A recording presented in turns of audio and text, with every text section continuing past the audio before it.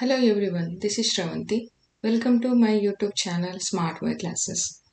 ఇప్పటి వరకు ప్లానింగ్లో పార్ట్ 1, 2, 3 కంప్లీట్ చేసుకున్నాము.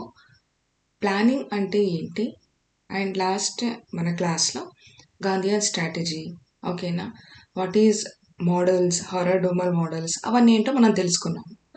Let us begin the session with the part 4 of the planning. ఓకేనా. సో ఈరోజు మనం డిస్కషన్ చేయబోయే topics planning in post 1991 or post reform phase ఏముంది and LPG very important for mains.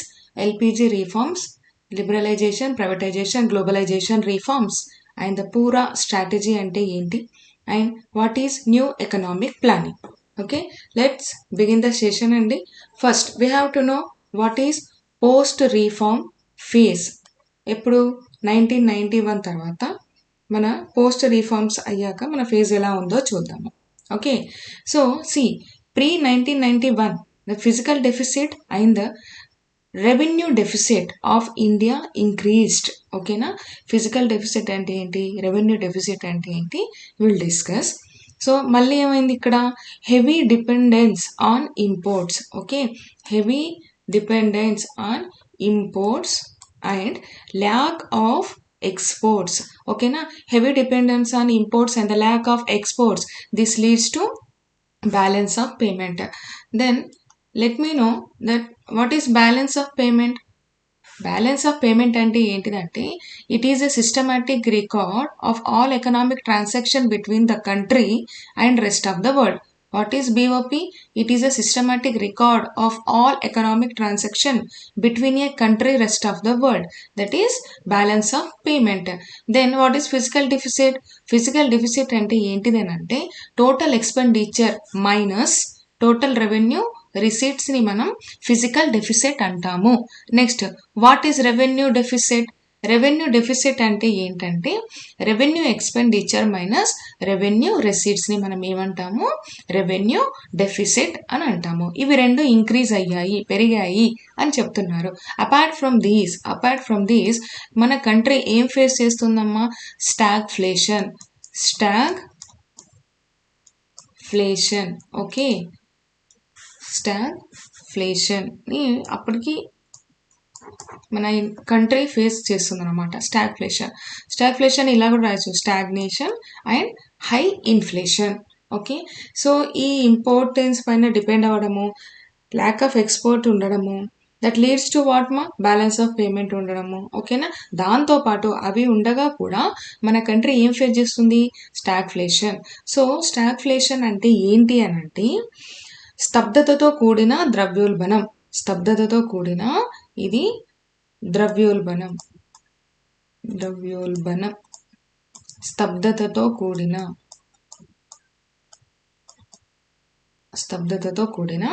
ద్రవ్యోల్బణం అని అర్థం అన్నమాట. ఇది అధిక ద్రవ్యోల్బణం అంటే ఏంటిది, ధరల పెరుగుదల ఎక్కువగా ఉండడం. ఓకేనా, స్తబ్దుగా ఉన్న ఆర్థిక వృద్ధి, నెమ్మదిగా లేక ఆగిపోయిన వ్యవస్థ ఉంటుందన్నమాట ఆర్థికంగా, మరియు నిరుద్యోగం ఎక్కువగా ఉంటుంది. ఓకేనా, మళ్ళీ ఒకేసారి సంభవించే ఒక ఆర్థిక పరిస్థితి, దీనినే మనము స్తబ్దతతో కూడిన ద్రవ్యోల్బణం అంటారు. ఇది ఆర్థిక వ్యవస్థకు చాలా కష్టమైన పరిస్థితి. ఎందుకంటే ధరలు పెరుగుతూనే ఉంటాయి, మనకి ఎంప్లాయ్మెంట్ ఆపర్చునిటీస్, ఉద్యోగాలు మాత్రం పెరగవు, ఆర్థిక వ్యవస్థ అభివృద్ధి చెందదు. దీనిని స్తబ్దతతో కూడిన ద్రవ్యోల్బణం అంటారు. ఓకేనా, స్టాగ్ఫ్లేషన్ అంటే ఏంటి అని అంటే ఫస్ట్ ఏంటి, stagflation it is a blend of two words. That is stagflation, it is a blend of two words, that is stagnation and inflation. Okay, inflation అంటే ఏంటి, inflation occurs when the general levels of price in the economy rises. Okay, general levels of price in the economy rises, దీన్ని ఏమంటాము, inflation అంటారు. Stagnation అంటే ఏంటి, stagnation happens when the production of goods and the services in economy declines. Production of goods ఏమవుతాయి, decline అవుతాయి, దాన్ని మనము stagnation అంటారు. ప్రొడక్షన్ అనేది ఓకే డిక్రీజ్ అవుతుంది, ప్రొడక్షన్ ఆఫ్ ది గూడ్స్ అనేవి డిక్రీజ్ అవుతుంది. ఇన్ఫ్లేషన్ అంటే జనరల్ ప్రైస్ లెవెల్ అనేవి ఎకానమీలో ఇంక్రీజ్ అవుతాయి. ఈ రెండింటిని బ్లెండ్ చేస్తే మనకి స్టాగ్ఫ్లేషన్ వస్తుంది. అందుకే it is a period of no growth or no economic, అంటే మంచిగా ఎకనామిక్ నడవదన్నమాట. Okay, there is a no growth and an economy contraction ఉంటుంది, స్ట్రింకింగ్ ఆఫ్ ఎకానమీ ఉంటుంది. సో దీనివల్ల మనకి స్టాగ్ఫ్లేషన్ వల్ల ఎంప్లాయ్మెంట్ గ్రోత్ ఉండదు. ఓకేనా, వృద్ధి ఏమీ చెందదు, స్తబ్దతతో కూడిన ద్రవ్యోల్బణం, చాలా నెమ్మదిగా ఉంటుంది ఆర్థిక వ్యవస్థ పనులన్నీ. ఓకేనా, సో ఇది ఆల్రెడీ మన బ్యాలెన్స్ ఆఫ్ పేమెంట్ ఫేస్ చేస్తున్నాము. అలాగే దాంతోపాటు స్టాగ్ఫ్లేషన్ కూడా మనము ఫేస్ చేస్తున్నాము. Balance of payment in Telugu చెల్లింపుల బ్యాలెన్స్, చెల్లింపుల బ్యాలెన్స్. ఓకే, చెల్లింపుల బ్యాలెన్స్ అంటే ఏంటి?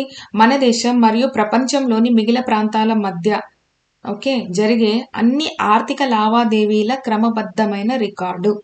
ఓకేనా, సో ఇదేంటిది? ఒక దేశం మరియు ప్రపంచంలోని మిగిలిన ప్రాంతాల మధ్య జరిగే ఆర్థిక లావాదేవీలు ఎలా ఉండాలి? ఒక క్రమబద్ధంగా ఉండాలి. దానినే మనము బ్యాలెన్స్ ఆఫ్ పేమెంట్స్ అంటారు.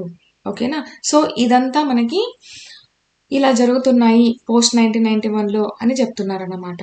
సో ఈ స్టాగ్ఫ్లేషన్ వచ్చింది కదండి, ఈ స్టాగ్ఫ్లేషన్ లీడ్స్ టు ఇంకా మనకి స్టాగ్ఫ్లేషన్ వచ్చింది, ఇంకా కంపల్సరీ వీ హ్యావ్ టు ఏంటమ్మా న్యూ ఎకనామిక్ పాలసీ రావాలి. ఓకేనా, న్యూ ఎకనామిక్ పాలసీ రావాలి అని అంటే మనం రీఫార్మ్స్ చేయాలి, సంస్కరణలు చేయాలి. అందుకే ఒకవైపు ఫిజికల్ డెఫిసిట్, ఇంకొక వైపు రెవెన్యూ డెఫిసిట్, ఇంకొక వైపు చాలా మనము ఏంటిది ఇంపోర్ట్స్ ఎక్కువగా డిపెండ్ అయిపోవడము, ల్యాక్ ఆఫ్ మన దగ్గర నుంచి ఏంటి ఎగుమతులు లేకపోవడము, దిగుమతుల పైన ఎక్కువగా మనం డిపెండ్ అయిపోవడం, ఇవన్నీ జరుగుతున్నాయన్నమాట. దాంతోపాటు ఈ స్టాగ్ఫ్లేషన్, వీటి అన్నింటి వల్ల మనం కొన్ని సంస్కరణలు చేసి న్యూ ఎకనామిక్ పాలసీని తీసుకొని వచ్చాము. అండర్ దిస్ మనం ఏమేం చేసాము?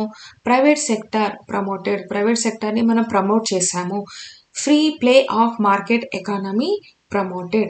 అప్పటి వరకు క్లోజ్డ్ ఎకానమీ ఉండే, ఇంకా మనం ఓపెన్ ఎకానమీకి ప్రమోట్ అయిపోయాము. ఓకేనా, ఎఫ్డిఐ అండ్ ఎఫ్ఎఫ్ఐ అంటే ఎఫ్ఐఐ ఎంకరేజ్డ్ అంటే ఏంటిది? ఇది foreign direct investment. Okay, foreign direct investment.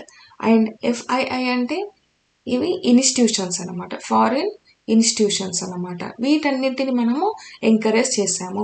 అసలు ఎఫ్డిఐకి ఎఫ్ఎఫ్ఐకి చిన్నగా డిఫరెన్స్ తెలుసుకుందాము. మనం కంప్లీట్గా ఫర్దర్ క్లాసెస్లో నేర్చుకుందాం. కానీ ఫస్ట్ ఏంటిది అని అంటే ఇక్కడ ఏంటిది? Money, putting money directly into a business. ఓకేనా, మనీని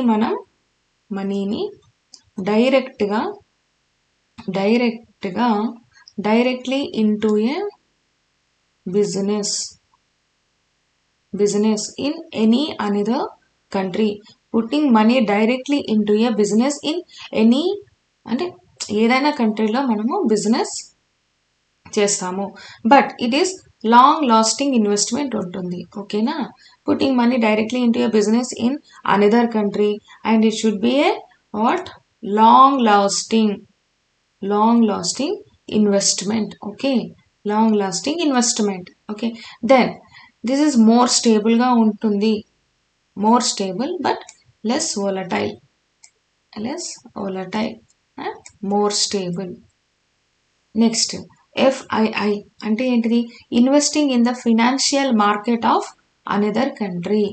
financial market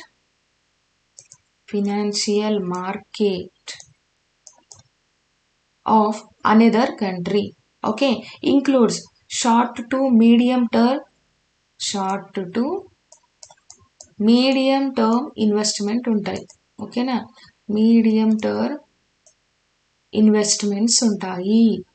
next less stable and more volatile. Less stable, FII అనేది less stable and more volatile. Okay, so this is difference, slight difference అంటే కొంచెం ఇందులో ఎలా ఉంటుంది, ఇందులో ఎలా ఉంటుందో మీకు తెలిసి ఉండాలి. Next export highly promoted. ఓకేనా, మనం ఏం చేస్తున్నాము? ఎక్స్పోర్ట్స్ని హైలీ ప్రమోట్ చేసుకున్నాము and focus on public private partnership model. Okay, public private partnership model. So note ఏంటిది అని అంటే ఇక్కడ important, policy of liberalisation, privatisation and globalisation adopted in 8th 5-year plan. 8th 5-year plan. Okay, next ఇప్పుడు చూద్దాం. 8th 5-year ప్లాన్లో మనకి LPG వచ్చింది. LPG అంటే లిబరలైజేషన్, ప్రైవేటైజేషన్, గ్లోబలైజేషన్ ఎలా ఉంది అండ్ ఏంటి మన ఆ స్ట్రాటజీ ఏముంది అనేది మనం ఇప్పుడు చూద్దాం. Okay, so here first we have to know the background. Okay, background అసలు ఏం జరిగితే మనకి ఎల్పిజి వచ్చింది అనేది చూద్దాం. ఓకే, సో హియర్ బ్యాక్గ్రౌండ్ ఏంటిదనంటే in the year 1991, in the year 1991 India facing worst BOP crisis. మనకు తెలుసు కదా, బ్యాలెన్స్ ఆఫ్ పేమెంట్ని ఆల్రెడీ మనం ఫేస్ చేస్తున్నాము. బ్యాలెన్స్ ఆఫ్ పేమెంట్ అంటే ఏంటి? It is a systematic record of all economic transaction between the country and rest of the world అని చెప్పుకున్నాము. దెన్ వై బిఓపి క్రైసిస్ ఎందుకు వచ్చింది? వై అన్నప్పుడు మనకి రీజన్స్ చూడండి. పార్షియల్ ఎక్స్టర్నల్ బారోయింగ్స్, పార్షియల్గా ఎక్స్టర్నల్ బారోయింగ్స్ ఉండడం. ఎక్స్టర్నల్ బారోయింగ్స్ అంటే బయట దేశాల నుంచి మనము అప్పు తీసుకోవడం, loans from abroad. Okay, next ఇది ఒక రీజన్. నెక్స్ట్ ఇంకొక రీజన్ గల్ఫ్ వార్ రావడంతో ఆయిల్ ప్రైజెస్ మనం ఇంక్రీజ్ అయిపోయాయి. ఎందుకంటే ఆయిల్ ప్రైజెస్ మనం ఇంపోర్ట్ అంటే అక్కడ నుండి వస్తాయి కదా, సో మనం ఏం చేస్తాము, దిగుమతి చేసుకుంటాం కదా, సో ఆయిల్ ప్రైజెస్ ఇంక్రీజ్ అయ్యాయి. నెక్స్ట్ ఆయిల్ ప్రైజెస్ ఇంక్రీజ్ అవ్వడంతో అప్పటికి మనం heavy dependence on import and lack of export అని మాట్లాడుకున్నాం. సేమ్ ఇంక్రీజ్ ఇంపోర్ట్ బిల్ అయింది. ఓకేనా, సో అక్కడ చేసే వాళ్ళు ఓకేనా మనకి రెమిటెన్స్ తక్కువగా పంపించడం స్టార్ట్ అయిపోయింది. దీనివల్ల ఏమైంది, capital accounts also not good. మన గవర్నమెంట్ దగ్గర ఉండే క్యాపిటల్ అకౌంట్ కూడా కరెక్ట్గా మేనేజ్ చేయలేకపోయాము. So these are the reasons. మన మెయిన్స్ ఆన్సర్ రైటింగ్ రాసేటప్పుడు ఇలాంటివి మనం ఫోకస్ చేయాలి. ఒకటి, partially external borrowings from abroad, right. Next Gulf వార్లో ఏం జరిగింది, ఇది జరిగినప్పుడు మనకు ఆయిల్ ప్రైజెస్ ఆర్ ఇంక్రీజ్డ్. ఓకేనా, this leads to what import అనేది చాలా ఇంక్రీజ్ అయిపోయింది. ఇంపోర్ట్ అనేది అక్కడ పనిచేసే వ్యక్తుల నుంచి మనకు రెమిటెన్స్ కూడా రావడం తగ్గింది. అలా తగ్గినప్పుడు capital accounts also not good. ఓకేనా, గవర్నమెంట్ దగ్గర ఉన్న మేనేజబుల్ అకౌంట్ అనేది కరెక్ట్గా లేదు. So these are the background for ఈ ఎల్పిజికి. Okay, so next to overcome this crisis, ఓకేనా, India took loan from IMF and world bank నుంచి మనం ఇంకా లోన్ తీసుకున్నాము. ఈ రెండు సంస్థలు, ఈ ఆర్గనైజేషన్స్ ఏం చేశాయి, కొన్ని కండిషన్స్ పెట్టాయి. First, devaluation of rupee and promote export. మీరు ఫస్ట్ రూపీని డివాల్యుయేషన్ చెందించండి, అంటే రూపీని డివాల్యుయేషన్ చేపించండి. ఓకే, సో డివాల్యుయేషన్ అంటే deliberate cut by the government or central bank in a fixed system. Okay, so this is very important. In case of depreciation అంటే ఏంటి, value falls due to the market force, that is demand supply మీద ఆధారపడి ఉంటుంది, capital flow మీద ఆధారపడి ఉంటుంది in a managed float system. Depreciation అంటే ఏంటి అని అంటే ఇన్ ఇండియా కేసులో వాల్యూ అనేది తగ్గిపోతుంది due to market forces in a managed float system. Devaluation అంటే ఏంటి అని అంటే deliberate cut by the government and central bank in a fixed system. So ఇదేంటి, మనకి డివాల్యుయేషన్ ఆఫ్ రూపీ చేయండి, ఎక్స్పోర్ట్ని ప్రమోట్ చేయండి అని అన్నారు. Okay, then follow contractionary policy. దీనినే మనం టైట్ మానిటరీ పాలసీ అంటాము. టైట్ మనీ, ఓకేనా, కాంట్రాక్షనరీ మనీ అంటే దీనిని మనం ఏమంటాము, టైట్ మానిటరీ పాలసీ ఏంటి, decreasing money supply in an economy. ఓకేనా, కాంట్రాక్షనరీ పాలసీ, ఎక్స్పాన్షనరీ పాలసీ గురించి యూపీఎస్సీ రిపీటెడ్గా మనకి క్వశ్చన్ అడుగుతూనే ఉంటుంది ఫ్రమ్ మనీ అండ్ బ్యాంకింగ్ చాప్టర్లో each and every policy. Monetary policy అంటే ఏంటి, ఓకేనా, ఆర్బీఐ ఏం చేస్తుంది, RBI rule, monetary polity committee ఏంటిది, అసలు ఎక్స్పాన్షనరీ అంటే ఏంటి, కాంట్రాక్షనరీ అంటే ఏంటిది, డిఫరెంట్ సైకిల్స్ ఎలా ఉంటాయి, అవన్నీ మనం అక్కడ నేర్చుకుంటాము. ఇదంతా జీడీ పైన ఇంపాక్ట్ ఎలా ఉంటుంది, మనీ సప్లై ఇంక్రీజ్ అవుతుందా డిక్రీజ్ అవుతుందా, డిక్రీజ్ అయితే మన కండిషన్ ఇండియన్ ఎకానమీ ఎలా ఉంటుంది, ఇంక్రీజ్ అయితే ఎలా ఉంటుంది, ఇవన్నీ మనం అక్కడ నేర్చుకుందాం. ఫస్ట్ కాంట్రాక్షనరీ పాలసీ అంటే దీన్ని మనం ఏంటంటే ఇండియన్ ఎకానమీలో వైజ్ చూస్తే ఇది టైట్ మానిటరీ పాలసీ ఉందనుకోండి, అంటే ఏంటి, మనీ అనేది మన దగ్గర తక్కువగా ఉండడం, టైట్గా ఉండడం, అప్పుడు లోవర్ మనీ సప్లై ఉంటుంది, రైట్, అప్లికేషన్స్. ఓకేనా, యూపీఎస్సీలో ఇలా అడుగుతాడు, కాంట్రాక్షనరీ పాలసీ ఉందంటే మన ఇండియన్ ఎకానమీలో ఏం జరుగుతుంది. Yes, lower money supply, right, higher interest of money or loans. Okay, next result lower inflation ఉంటుంది, నెక్స్ట్ అన్ఎంప్లాయ్మెంట్ సిచ్యువేషన్ ఉంటుంది, నెక్స్ట్ జీడిపి ఆల్సో డిక్రీజ్ అవుతుంది, ఎందుకంటే మనీ సప్లై తక్కువ ఉంది, ఇంకా ఎక్కడ మనకి జీడిపి అనేది ఇంక్రీజ్ అవుతుంది, right. Increase in policy rates అంటే రెపో, రివర్స్ రెపో, ఇవి ఏంటిదని అంటే మన ఆర్బీఐ మానిటరీ పాలసీలు ఇవన్నీ నేర్చుకుంటాము. Next reduce the household consumption. Okay, మన దగ్గర మనీ తక్కువగా ఉన్నప్పుడు హౌస్ హోల్డ్ కన్జంప్షన్ అనేది రెడ్యూస్ అవ్వాల్సిందే, right. Cut government expenditures. Okay, so and slow down the economy and growth and reduction in demand that reduce the output. These are the very important. ఎప్పుడైతే contractionary policy వచ్చిందంటే ఇవన్నీ ఒక దగ్గర ఇలా short నోట్లో రాసి పెట్టుకుని రివైజ్ చేస్తూ ఉండండి. ఓకేనా, ఈ అప్లికేషన్లో ABCD అని ఇచ్చేసి ఆల్ ది అబోవ్ అని కూడా ఇవ్వచ్చు. This is very important. But contractionary పాలసీని వాళ్ళు మనల్ని ఏంటి ఫాలో అవ్వండి మీరు అని అన్నారు, కానీ అప్పటికే ట్యాక్స్ రేట్స్ అనేవి ఆల్రెడీ వెరీ హై మన దగ్గర ఇండియాలో. So government opted disinvestment. ఓకేనా, మన దగ్గర ఇండియాలో ఆల్రెడీ ట్యాక్సెస్ అనేవి ఎక్కువగా ఉన్నాయి. సో అప్పుడు ఏమయ్యింది, ఓకే, IMF వరల్డ్ బ్యాంక్ అయితే మనకి ఈ కండిషన్స్ చెప్తున్నాయి, మనం యాక్సెప్ట్ చేయాలి, బట్ ఎందుకు, to overcome this crisis, BOP crisis. So మనమైతే ఇది ఫాలో అవుతున్నాము, devaluation of rupee, promote exports and contractionary policy. కానీ అప్పటికి ట్యాక్స్ రేట్స్ అనేవి మన దాంట్లో హైగా ఉన్నాయి. సో గవర్నమెంట్ ఆప్టెడ్ ఏంటి, disinvestment means when the government sell its assets, ఓకేనా, టు ప్రైవేట్ ఎంటిటీస్. ఓకేనా, గవర్నమెంట్ ఏం చేస్తుంది, అసెట్స్ని ప్రైవేట్ ఎంటిటీస్కి సెల్ చేసిస్తుంది. ఎందుకు, to raise, boost efficiency, reduce debts.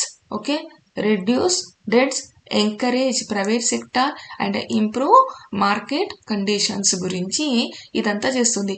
Examples, land sales in public company. Okay, so these are the some examples అన్నమాట. సో డిస్ఇన్వెస్ట్మెంట్ అనేది నేర్చుకున్నాం. నెక్స్ట్ LPG అనే పదాన్ని, ఈ వర్డ్ని కాయిన్ బై PV నరసింహారావు, అప్పుడు PM ఉన్నారు. నెక్స్ట్ మన్మోహన్ సింగ్ గారు ఫినాన్స్ మినిస్టర్ ఉన్నారన్నమాట. సో LPGలో, ఓకే, LPGలో ఏంటిది, it ended the licence permit Raj. Okay, licence permit Raj, ఎందుకంటే ప్రైవేట్ సెక్టార్ని మనం కొంచెం లిబరలైజ్ చేస్తున్నాం కాబట్టి ended the licence permit Raj and encourage ఎవరిని చేసింది, ప్రైవేటైజేషన్. ఓకేనా, privatisation and allowed foreign direct investment. Okay, 100% allow చేసేసింది foreign direct investments. Next export promotion. ఓకేనా, export promotion policy adopted, nature of planning change from centralise to indicative planning. ఓకేనా, in Telugu PV Narasimha Rao garu and Manmohan Singh గారు మనకి finance minister ఉన్నారు, ప్రధానమంత్రిగా PV Narasimha Rao ఉన్నారు. Licence పర్మిట్ని end చేశాము, private సెక్టార్ని encourage చేశాము, ఎక్స్పోర్ట్ని ప్రమోట్ చేశాము. తర్వాత మనం సెంట్రలైజ్డ్ ప్లానింగ్ నుంచి ఇండికేటివ్, సూచిక ప్రేరణ ప్రణాళికకు మనము చేంజ్ అయ్యాము. నెక్స్ట్ ఇప్పుడు ఇదంతా మనకి తెలిసిన background story. Next let us discuss about the liberalization. What is liberalization? The policy of deregulation of different segment of the economy. Okay, that is reducing government control over industry. Okay, so next, what are the measures undertaken for liberalization? అంటే అప్పుడు డీలైసెన్సింగ్ తీసుకున్నాం అనమాట. Delicensing అంటే most of the industries thereby the enabling entrepreneur to enter any industry, okay, any industry or trade. Okay, however the completion regulation was not complete regulation was not undertaking. So there were a few industries which required compulsory licensing. ఓకేనా, so కొన్నిటికి మనం permission ఇచ్చాము, కొన్నింటికి compulsory licence కావాలి అని ఉందన్నమాట. So ఏంటి measure తీసుకున్నాము? డీలైసెన్సింగ్. మోస్ట్ ఆఫ్ ద చాలా మటుకు పరిశ్రమలు అనేవి enabling entrepreneur to enter into the industry or trade. But complete regulations మనము తీసుకోలేదు, కొన్నింటికి మాత్రం మనము కంపల్సరీ లైసెన్సింగ్ చేశాము. ఓకేనా. Then liberalisation of industrial location policy. ఓకేనా, ఇండస్ట్రియల్ లొకేషన్ పాలసీని చాలా లిబరల్గా చేసేసాము. Restrictions on mergers, takeovers largely removed. ఓకేనా, చాలా మటుకు మనము రిస్ట్రిక్షన్స్, మర్జర్స్, టేక్ ఓవర్స్ పైన మనం రిమూవ్ చేసాము. Next, capital market was liberalised. ఓకేనా, గ్రేటర్ ఎక్స్టెంట్ వరకు క్యాపిటల్ మార్కెట్ని మనం లిబరలైజ్డ్ చేసాము. దాని గురించి సెబీ కూడా వచ్చింది. ఓకేనా. సో నెక్స్ట్, ప్రైవేటైజేషన్ అంటే it's very important. Privatisation, transfer of ownership of public sector to private sector. అంటే ఓనర్షిప్ అనేవి ప్రభుత్వ రంగం నుండి ప్రైవేటు రంగానికి ట్రాన్స్ఫర్ చేయబడ్డాయి. ఓకేనా. Policy of dereservation. Earlier 17 industries were reserved for public sector. Then లా ఏమైంది? పోస్ట్ 1991 వచ్చేసరికి 8 ఇండస్ట్రీని మనము చేసుకున్నాము. అంటే 17 ఇండస్ట్రీస్ పబ్లిక్ సెక్టార్లో ఉండే, తర్వాత మనము డిస్ఇన్వెస్ట్మెంట్ని అడాప్ట్ చేసుకున్నాం కదా. అంటే గవర్నమెంట్ కొన్ని వాటిని సెల్ చేస్తుంది ప్రైవేట్ ఎంటిటీస్కి, అదొకటి. ఇంకొకటి ప్రైవేటైజేషన్ కూడా జరిగింది. ఓకేనా, అందుకే ఈ 17 కాస్త 8కి వచ్చాయి అని అంటారు. ఓకేనా. Post 1991 reduce to 8 industries. As of 2019 only two reserved companies ఉన్నాయన్నమాట. ఐ మీన్ 2 సెక్టార్స్ ఉన్నాయి. 2 సెక్టార్స్, అవి కూడా 2 రిజర్వ్డ్ ఉన్నాయి. అది atomic energy and the railway operations. So railway operations కూడా ఫ్యూచర్లో కావచ్చు, పీపీపీ. ఓకేనా. Next, from 1992 6 public sector enterprises taken under the purview of board for industrial financial construction. ఓకేనా, ఎవరు వాళ్ళు పర్వ్యూ చేసే వాళ్ళంటే board for industrial financial construction. Next, policy of Miniratna. Next, policy of Navratna was adopted. ఎందుకు? To grant more financial autonomy to public sector. ఓకేనా, so financial autonomy ఉండాలి దేనికి? ప్రభుత్వ రంగానికి. And policy of disinvestment was adopted. Here మినీరత్నలో 2 categories ఉంటాయి, 1 and 2. So 1లో ఏంటంటే just తెలుసుకొని ఉండండి. మినీరత్నాలు ఎంత అంటే వరకు ఏంటి అసలు కండిషన్స్ అంటే 30 crore ప్లస్ వరకు ప్రీ ట్యాక్స్ ప్రాఫిట్ ఉండాలి with in 1 year. And net worth వచ్చేసి అప్ టు 500 crores వరకు ఉండాలి. నెక్స్ట్, మినీరత్న 2 కంపెనీ ఇండస్ట్రీస్కి వచ్చేస్తే ప్రాఫిట్ ఫర్ 3 years. ఓకేనా, ప్రాఫిట్ ఫర్ అంటే మామూలుగా 30 crores pre tax profit with in 1 year ఎట్లా అయితే మినీరత్న 1కి ఉంటుందో, మినీరత్న 2కి profit for 3 years and net worth వచ్చేసి 50% ఉంటే చాలు. సో ఇవి 2 కేటగిరీస్. నెక్స్ట్, గ్లోబలైజేషన్ అంటే టోటల్ మొత్తం వరల్డ్లో ఓపెన్ ఎకానమీ స్టార్ట్ చేసినాం కదా. So open economy, what opening జరిగింది? Opening the economy to the world economy, right? FDI allowed, right? Flow of different innovation technologies and import liberalization programs, right? Then allowing convertibility of rupee on current account in 1919 currencies ni convertibility చేయటం. ఓకేనా, these are the LPG reforms. This is very important for మెయిన్స్కి. ఓకేనా, ఏమైతే ఇక్కడ points mention చేశామో అవి ఎగ్జామ్స్లో ఎగ్జాక్ట్గా రాయండి, విల్ గెట్ గుడ్ మార్క్స్. ఓకేనా, మంచిగా వస్తాయి మార్క్స్. నీట్గా రాయండి, ప్రజెంటేషన్ కూడా చాలా నీట్గా ఉంటేనే మెయిన్స్లో వస్తాయి. ఓకేనా, మెయిన్స్ ఆన్సర్ రైటింగ్ కూడా చాలా డిఫరెంట్గా ఉంటుంది. So each and every point మీకు అర్థమైనప్పుడే I will tell mains answer writing ఎలా రాయాలి అనేది. Let's first we have to know concept ఏంటి, right? Next, what is PURA? ఓకేనా, పూరా స్ట్రాటజీ అంటే ఏంటిదని అంటే providing urban amenities in rural areas. ఓకేనా, రూరల్ ఏరియాస్కి ప్రొవైడింగ్ ఏమి ఎమ్యూనిటీస్, అర్బన్ ఎమ్యూనిటీస్ని ప్రొవైడ్ చేయాలి అని అంటారు. ఇది ఎవరి థాట్ అంటే ఏపీజే అబ్దుల్ కలాం సార్ది. పూరా స్ట్రాటజీ అంటే ఇక్కడే ఉంది చూడండి, providing urban amenities in rural areas. ఎవరి ఆలోచన ఇది అంటే ఏపీజే అబ్దుల్ కలాం గారి ఆలోచన.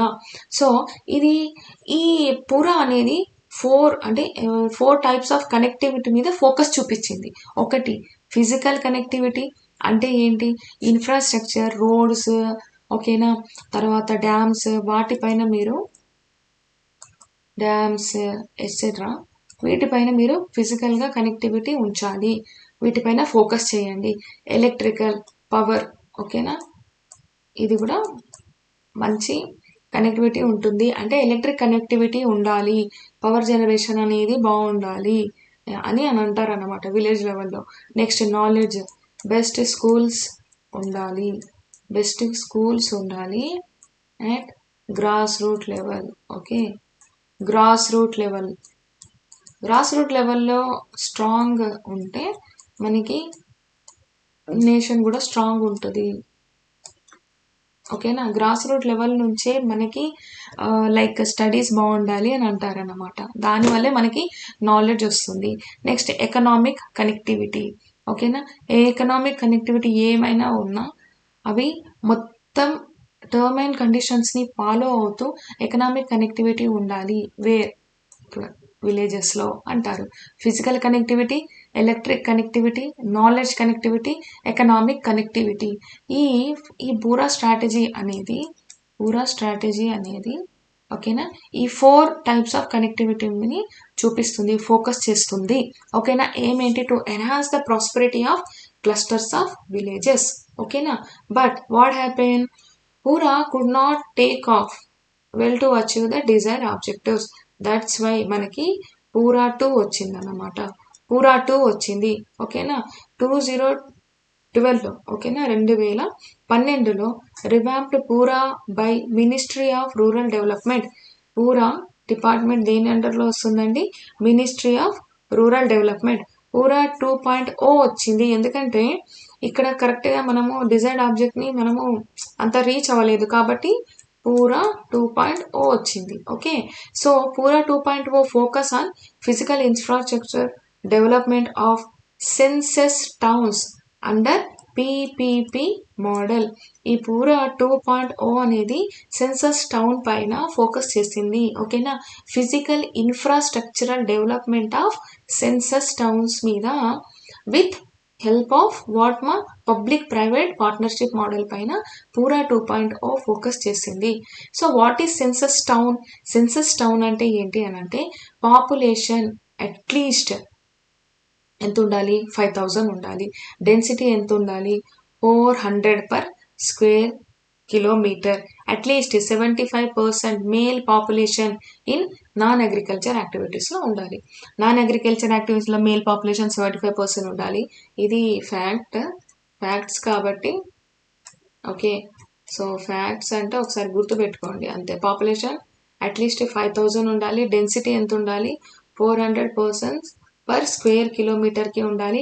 At least 75% male population in non agriculture activities ఉంటే దానిని మనము సెన్సస్ టౌన్లో కన్సిడర్ చేస్తాము. ఈ 3ని ఫాలో అవ్వాలి, 3 పాయింట్స్ని. సో ఫైనల్లీ 2016లో ఏం జరిగింది, శ్యామప్రసాద్ ముఖర్జీ రూరల్ మిషన్, దాన్ని SPMRM అంటాము, లాంచ్డ్. ఓకేనా, by rural development ministry for rurban village. So వీటిని ఈ రూర్బన్ విలేజ్ కోసం రూరల్ డెవలప్మెంట్ మినిస్ట్రీ ఓకేనా శ్యామ్ ప్రసాద్ ముఖర్జీ రూరల్ మిషన్ని లాంచ్ చేసింది by rural development ministry for rurban villages. So these are the very important and mains answer రైటింగ్కి ఎఫెక్టివ్గా ఉన్న notes ఇది. సో రివైజ్ చేయండి. ఓకే, రివైజ్ చేయండి. నెక్స్ట్ క్లాస్కి వస్తున్నామంటే ఈ క్లాస్ కొంచెం రివైజ్ చేస్తూ రావాలి. So thank you.